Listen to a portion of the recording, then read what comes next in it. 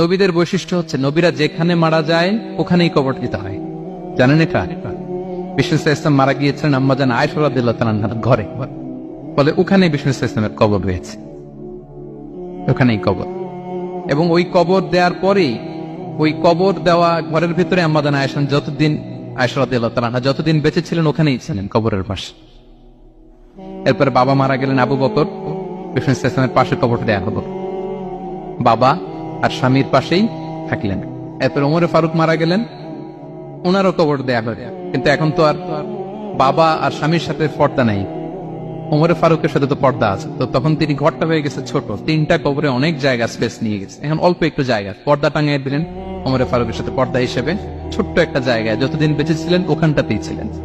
ওমরে ফারুক যখন আমিরুল মুমিনিন খলিফা, তখন ছেলে আব্দুল্লাহকে পাঠিয়েছিলেন যে যাও একটা অনুমতি আগে থেকে নিয়ে রাখো আম্মাজান আয়েশার কাছ থেকে, যেহেতু ঘরটা ওনার, ওনাকে বলে রাখো যে আমি মারা গেলে যেন আমার 2 বন্ধু মুহাম্মদ সাল্লাল্লাহু আলাইহি ওয়াসাল্লাম এবং আবু বকরের পাশে যেন কবর দেয়া হয়। আব্দুল্লাহ এসে বলল, আব্বা জান তো এই পয়গাম পাঠিয়েছেন।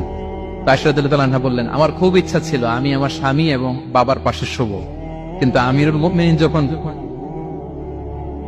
চেয়েছেন এটাকে আমি ফিরিয়ে দিতে পারি না। ঠিক আছে যাও, তোমার আব্বাকে বলো তোমার আব্বাই শোবেন ওই জায়গায়। আচ্ছা, তো ওমরে ফারুক আপনারা জানেন অ্যাসাসিনেশনে ইন্তেকাল করেছেন, আত্মাইর আঘাতে, ছুরিকাঘাত করা হচ্ছে, কয়েকবার স্টেবিং।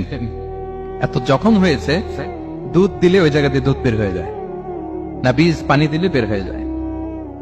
তো সবাই বলল, আমিরুল মুমিনিন আপনি এবার ওসিয়ত করেন, কে হবে আপনার পরে লিডারশিপ, কে নিবে? মুসলিম উম্মাত অনেক বড় হয়ে গেছে। তখন তিনি ওসিয়ত করলেন এবং ছেলেকে আব্দুল্লাহকে আবার বললেন যে আব্দুল্লাহ আবার যাও, যে আম্মাজানের থেকে অনুমতি নাও।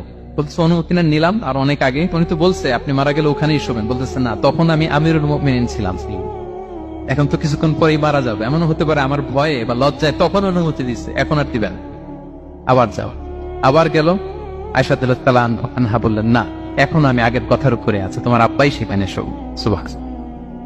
ওমরে ফারুক ওখানে শুলেন, তখন তিনি পর্দা আরম্ভ করলেন আম্মাজান আয়েশা। তাহলে রাসূল সাল্লাল্লাহু আলাইহি ওয়াসাল্লামের কবরটা হচ্ছে আম্মাজান আয়েশা রাদিয়াল্লাহু তাআলা আনহার ঘরের ভেতরেই।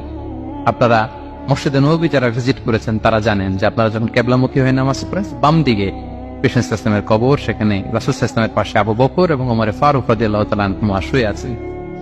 রাসূল সাল্লাল্লাহু আলাইহি ওয়াসাল্লামের কবর থেকে মিম্বার পর্যন্ত এই পুরো জায়গাটা রাউদাতুম মিন রিয়াদিল জান্নাহ, দুনিয়ার বুকে জান্নাতের একটা টুকরা। বিষ্ণু সাল্লাল্লাহু আলাইহি ওয়াসাল্লাম ইন্তেকালের আগে ওনাকে অপশন দেয়া হয়েছে, নবী আপনি চাইলে থেকে যেতে পারেন আজীবন, আর চাইলে আমার কাছে চলে আসতে পারেন, এই হ্যাভ অপশন। বিষ্ণু সাল্লাল্লাহু আলাইহি ওয়াসাল্লাম তার রবের সাথে সাক্ষাৎকে চুজ করেছেন এবং ইন্তেকালের আগে তিনি পড়েছিলেন, আল্লাহুম্মা গফিরলি ওয়ারহামনি ওয়ালহিকনি বির রফিকিল